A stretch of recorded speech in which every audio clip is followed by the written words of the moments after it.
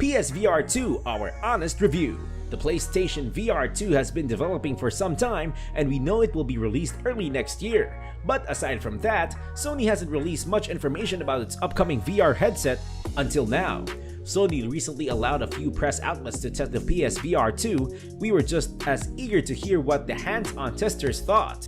To that end, we've compiled some of the most common pros and cons of PSVR 2 accounts from various excellent tech news sites. The PSVR 2 made a big impression of these tech journalists with a stunning display, a comfortable fit, and precise tracking.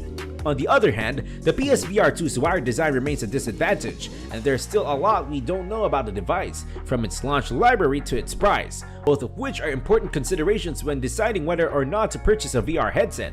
So join MetaHub to know everything about this headset. Here we begin! Pass-through and play space setup.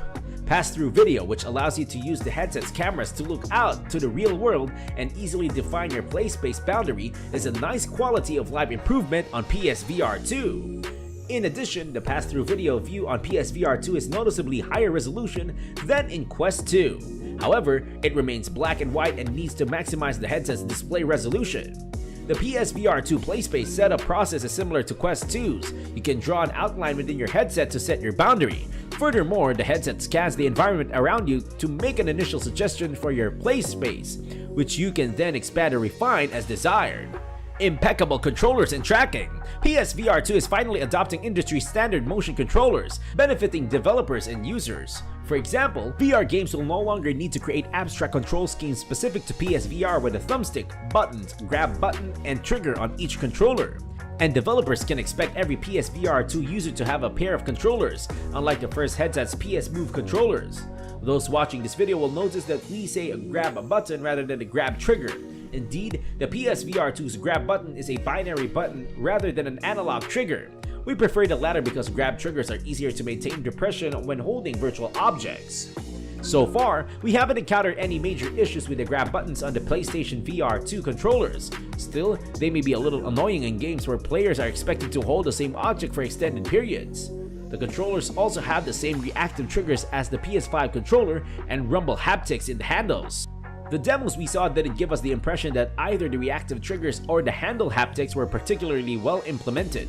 Our best guess is that the developers simply needed more time to get to grips with the specifics of the haptics in the controllers. Developers frequently need to tune haptics from one VR controller to the next because each has different capabilities, haptic engines, and even haptic positioning, all of which contribute to different feelings even for the same exact game. Tracking on PSVR 2 is also a significant improvement over the original PSVR. Compared to the original headset's small tracking space, the new headset has 6 DOF, inside-out tracking, which means that user can turn and walk essentially anywhere within range of the cord. In practice, both head tracking and controller tracking appear to be very good in PSVR 2. During my time in PlayStation VR 2, we didn't notice any obvious drift, jitter, or latency. Of course, inside-out tracking highly depends on the environment around the player, so we'll have to wait and see how the headset performs in various environments and lighting conditions. In any case, tracking performance is significantly improved over the first PSVR headset. While we're at it, let's talk about eye tracking on PSVR 2, which now includes the foveated rendering support. We're curious if all of the demos we saw used foveated rendering, but it was barely noticeable when we played a VR version of Resident Evil Village. It's fast and subtle enough that we doubt most people will notice that foveated rendering is taking place, though this may depend heavily on how accurate the headset's eye tracking calibration is. Feature that the headset should have.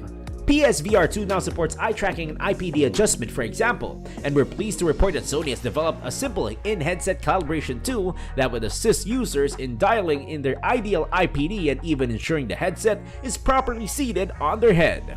When you run the PSVR 2 calibration, you'll see a cartoon head with holes cut out for the eyes in front of you. Blue circles inside the holes represent your actual eyes. Your objective is to position the headset so that the blue circles are in the center of the holes. When you get close enough, the holes turn green, indicating everything is in order. This is a significant improvement in quality of life over the original PSVR and most other VR headsets on the market. While many headsets have a manual IPD adjustment, few people know their specific IPD measured in millimeters or how to look for uneven chromatic aberration as a sign of misalignment, leaving most to wing it and to try to align the lenses to their eyes by the look and feel. You don't need to know your IPD with PSVR 2. because the calibration step will automatically guide you to the ideal lens-to-eye alignment, allowing more people to get to the clearest image possible from the headset. Every VR headset should have this feature. Display and lenses. Experts report great image quality and captivating graphics, but the edges sometimes need to be clearer. For example, we noticed a good bit of persistence blur, which caused the world to blur slightly when he turned his head. However, the display was generally quite sharp. According to Lang, the fly screen effect, which was still very noticeable in the PSVR, was virtually invisible this time. The clarity of the Fresnel lenses has impressed us. God rays and fade-ins are present, but they are muted compared to other VR headsets with Fresnel lenses. The field of view appears to be significantly larger than in the predecessor. However, we discovered mirror artifacts, which may somewhat limit the image's clarity. Mirror artifacts can occur in OLED displays, which describe a slight inconsistency in brightness and color at the transitions between 2 pixels. Exchange, OLED displays have higher contrast and deeper blacks. The majority of users will not notice them. We praise OLED displays and emphasize their clarity across the entire field of view. The high dynamic range provides unrivaled contrast, creating a sense of true darkness, especially in games like The Walking Dead, Saints, and Sinners. However, we discovered a flaw. We noticed ghosting, or slight double image effect, during the test. This made text reading difficult. This can only be avoided if the hands are completely still and the head rests. Convenient calibration. The headband and eye relief are easy to adjust and comfortable. The VR headsets does not cause painful pressure points even after extended use. In addition, the single cable solution is far more convenient than the predecessor. According to reports, the PSVR 2 outperforms other VR headsets with its simple in-headset calibration for proper eye relief. To use the PSVR 2, it is not necessary to know one's IPD value. Eye tracking takes care of that. The calibration guides users to the ideal lens alignment for their eyes in less than 20 seconds. The previous model's slider, cushioning, flexibility, and weight distribution are all present. What's new is a button on the front of the VR headset that can be used anytime to switch to pass-through mode. This has a higher resolution than Meta Quest 2 and can thus recognize details in the physical environment. In pass-through mode, we didn't notice any distortion. When establishing the room boundary, the system scans the space and recommends a suitable guardian size. This only sometimes worked perfectly, but it was easily fixed with the controllers. A new dimension of VR haptics. The previous model's slider, cushioning, flexibility, and weight distribution are all present. What's new is a button on the front of the VR headset that can be used anytime to switch to pass-through mode. This has a higher resolution than Meta Quest 2 and can thus recognize details in the physical environment. In pass-through mode, we didn't notice any distortion. When establishing the room boundary, the system scans the space and recommends a suitable guardian size.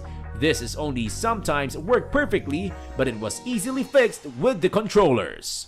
Let us know your views about PSVR 2 in comments below.